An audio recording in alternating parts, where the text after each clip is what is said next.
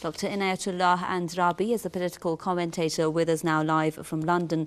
Let's get his comments on this. So how significant has this day, this anniversary, Ms. Andrabi, become for the people in Kashmir? And what are the hopes, basically, that some kind of, as they're saying, international tribunal or even an independent probe is going to be launched into this? Yes, thank you for getting me here.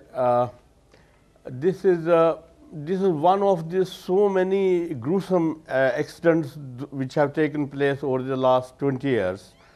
It's one Gao Kadal. There are so many like this, and there is something that clearly emerges from this, that on one side there are unarmed innocent people, and on the other side there are trigger happy Indian troops.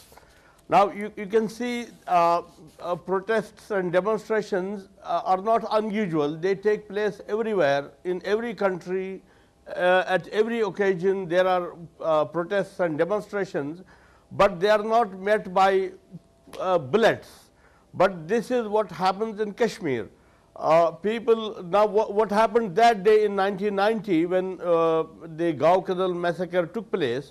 What happened that day? There were search operations going on, and the Indian forces, the Central Reserve Police Force (CRPF), they had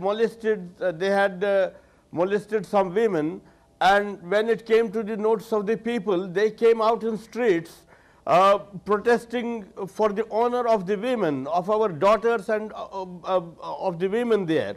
Now these protesters were met with bullets, and over 50 people they were killed.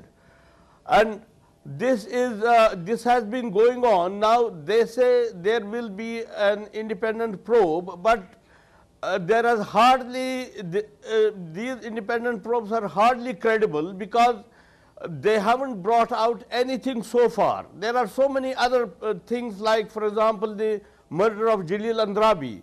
Nothing has been done in that case.